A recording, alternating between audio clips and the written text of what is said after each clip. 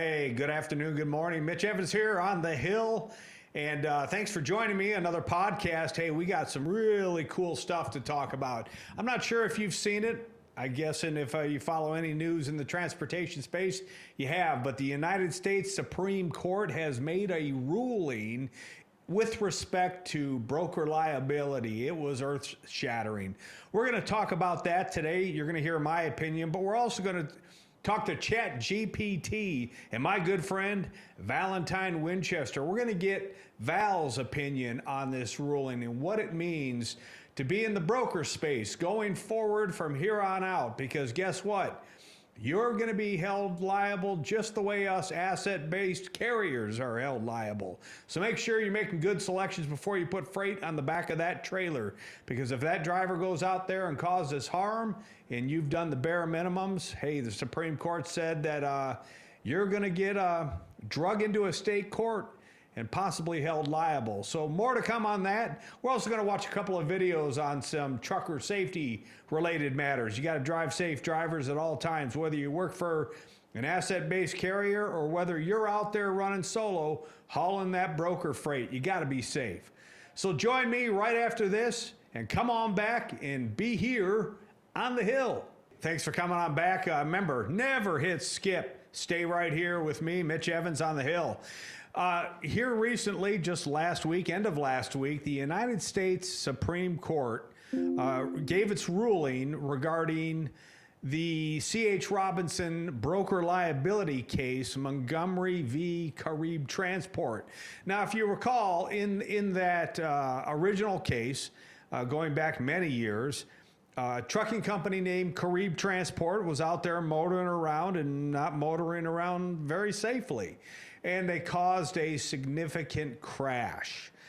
And Mr. Montgomery was injured in that crash. And so not only did he sue Caribe Transport and their insurance company, but they also tried to grab C.H. Robinson, the world's largest brokerage, and haul them before the court too to go, hey, you should have done a better job vetting this carrier before you put freight in their trailer. Well, there's been some back and forth for many years whether brokerages should be held to the same standard as carriers. Well, it battled its way through the different appellate courts over time, as other cases have. And essentially, the Supreme Court agreed to take the case up to make a final ruling because the various appellate courts were kind of all over the map on whether or not the brokerages held the same liability as the carrier and the insurance companies that insure the carriers. Well, on a 9-0 ruling, I mean, it was a wipeout, whether it was a conservative judge, a centrist judge, or the liberal wing of the Supreme Court. All 9 of them said, yes, brokerages do have to follow due diligence when they make a carrier selection. Essentially, in the asset-based world, it's the equivalent of negligent hiring. And so now Mr. Montgomery is allowed to pursue his tort in a state case against C.H. Robinson. It changes the dynamics of everything because for many, many years, brokerages tended to operate under the guise of, hey, we're just the middleman. We talk to the customer, we talk to the carrier, and we try to get the freight from A to B as safely as we can. But hey, all liability rests with that carrier. They're the ones out there driving the truck. They're the ones out there on the public roadways. Those days are over. Brokerages cannot be out there selecting these chameleon carriers. And I'm sure you remember the podcast we did after 60 minutes broke the story about Super Ego. Super Ego is just one of those trucking entities because they self-admit that they're not really a carrier. They're a leasing agent, which is a bunch of hogwash. But C.H. Robinson used Super Ego all the time. And matter of fact, made them Carrier of the Year for C.H. Robinson because they do such a fantastic job. Well, CH and all other brokerages out there, you can't hide in the middle anymore. Welcome to the side of the equation that all of us on the asset-based side have had to deal with for years. But hey, I don't want to just share my opinion and talk about it, because my opinion is this: good. Hey, if you're a legitimate brokerage, you're going to do the right things and mitigate your risk. But this ruling, God willing, is going to clean out a whole bunch of those shady brokerages that kept using shady trucking companies. Because if I'm a trucking company and I'm running around illegally, it's going to be a bear cat to find freight now. So their asses are going to get parked, as are the basement brokerages that give us all a black eye. But hey, I want to talk to Val and see what ChatGPT's opinion is on this matter. So let's get Mr. Valentine Winchester on the show with me. Val, could you let the Hill Bros Nation podcast watchers know that you're there? Give me a sound check.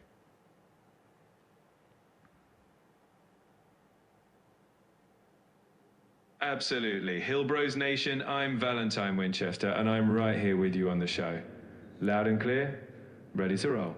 Perfect. Well, Val, I need you to give me your opinion regarding the recent Supreme Court decision in Montgomery v. Caribe Transport, where the U.S. Supreme Court ruled that brokerages now have liability. Sum up that case for me.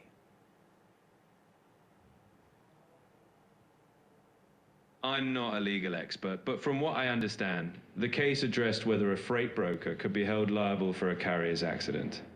The Supreme Court essentially ruled that brokers could indeed face liability under certain circumstances. It's a big shift, because now brokers need to be even more careful about the carriers they select. Great answer, Val.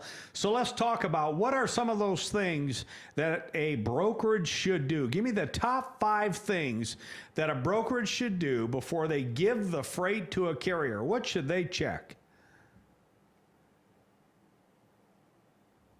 First, verify the carrier's operating authority. Second, check their safety rating and inspection history. Third, confirm insurance coverage is up to date. Fourth, look at their track record or references.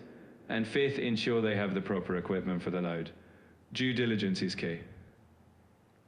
Absolutely agree, Val. Hey, so if I am in a position, I'm a basement broker, I'm a shady brokerage, and I just try to go out there and use the defense that, hey, my margins are too thin, I can't pay or do all those things that you just suggested.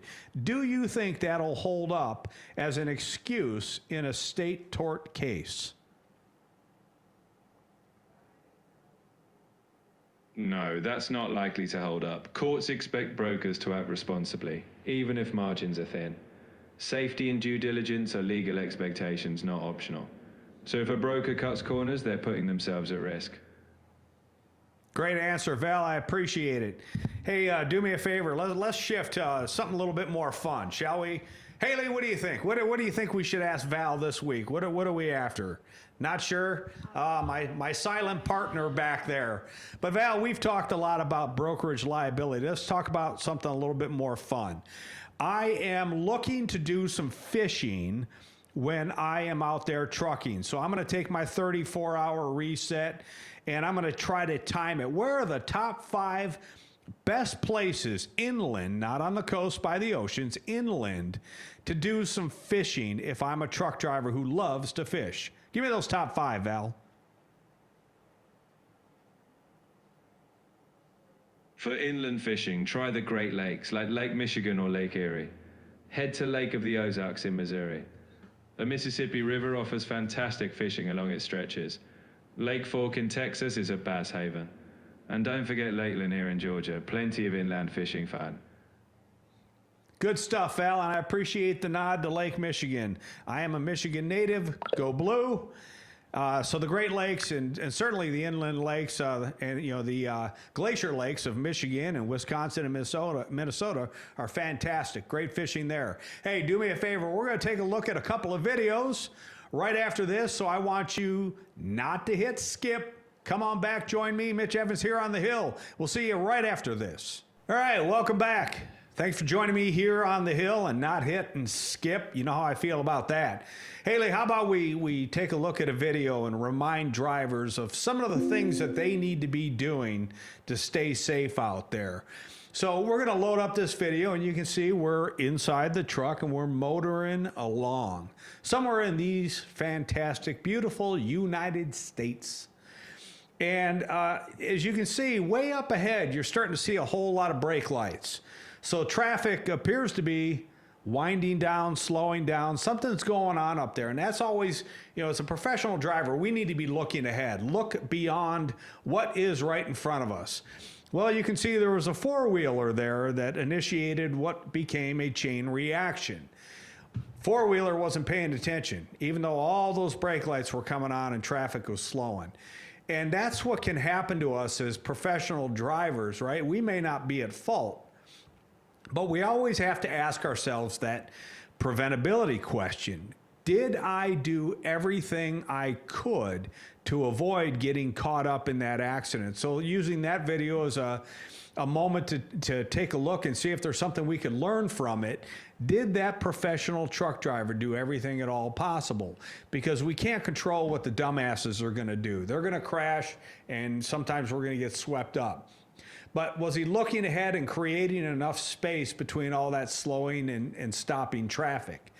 Was there an out, right? We always want to try to leave ourselves an out. And in this case, that driver was kind of in the center lane, had traffic on the left, traffic on the right.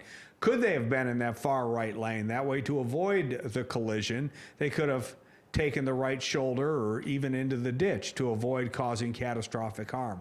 All those things are hard to say, and certainly not sitting in judgment of the driver in this video, because is abundantly clear, the at fault are the four-wheelers off in the left lane adjacent to our driver, because they're the ones ricocheting around, then sending each other sideways and into other lanes of traffic. So you know, once that chain reaction starts to occur, we've lost all ability to alter the outcome. That's why as professional drivers, we need to be managing that space in front of us at all times. Let's go back to Val real quick, see what Val thinks of that. Hey Val, I got another question for you. It has to do with trucking safety. And when a driver is out there and a chain reaction crash begins to occur out in front of them, is there anything that that driver can do in those final couple of seconds before impact to mitigate the damage? Should they slow down, go left, go right, following distance? Give me the top three things a driver can do to stay safe out there when an accident is occurring in front of them.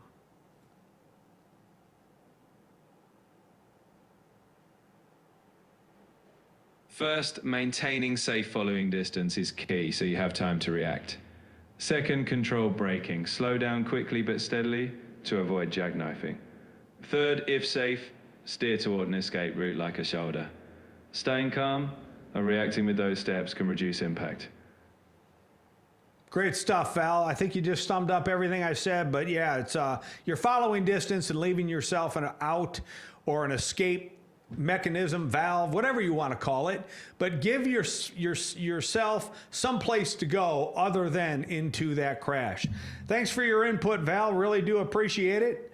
And we'll be right back after this. It's going to be a short show today. I think everything in the trucking space these days is really focused on the Supreme Court case. It's all the talk, all the rage, and we've got all kinds of things we need to do in the brokerage space now to mitigate our risk to those state torts. So, hey, appreciate you listening and talking about driver safety, and we're going to wrap up right after this. Well, thanks for joining me on this week's podcast right here on the Hill. I'm Mitch Evans, and kind of already summed it up a couple of times, but boy, I just cannot say it enough. The Supreme Court case in Montgomery v. Caribe was a game changer. We are going to be spending weeks and months really starting to fine-tune our processes on the brokerage side of the transportation equation, because we've got to do the same things that asset-based carriers do when they hire drivers. We need to make good selections and make sure that we're vetting people, or in the case of the brokerages, vetting the carriers with all the due diligence that we can muster. Otherwise, we're going to get drug into court and lose millions, if not billions. So it's really going to change the environment. I think it's going to make everything safer. I think the bad actors are going to be driven out of our industry, which is what should be happening anyways. The things that have allowed to have been, happen in our industry for a better part of 5 years, basically because of COVID, we had a lot of bad brokerages. We had a lot of bad carriers get into our industry. And now over the course of the last 12 to 18 months, through regulations and a Supreme Court case decision, I think we're really going to start to see those really shady sons of bitches get driven out of our industry, which is where they need to be. I would put it like this. Hey, American Medical Association, the AMA, here's what I want you to do, right, to drive down our healthcare costs. I want you to allow into the country everybody that has even the slightest hint of a medical degree. How about we do that? We pump up the level of physicians that we have in this country, because then we can drive down their wages and drive down our health insurance costs. How about we do that? Do you think we can get the AMA on board for something like that? Because that's exactly what was allowed to happen to trucking in America. We flooded our industry with bad actors. We flooded our industry with all kinds of people who shouldn't have been brokering and who shouldn't have been driving truck, because we wanted cheaper costs. And we would never allow that when it comes to our health, but we'll sure allow it to happen on our nation's highways. Good for the Supreme Court, great decision, and I expect a lot of good things to come from it. So again, thank you for joining me on this week's podcast. Mitch Evans, Hill Brothers Logistics, and we'll see you next time right here on the Hill.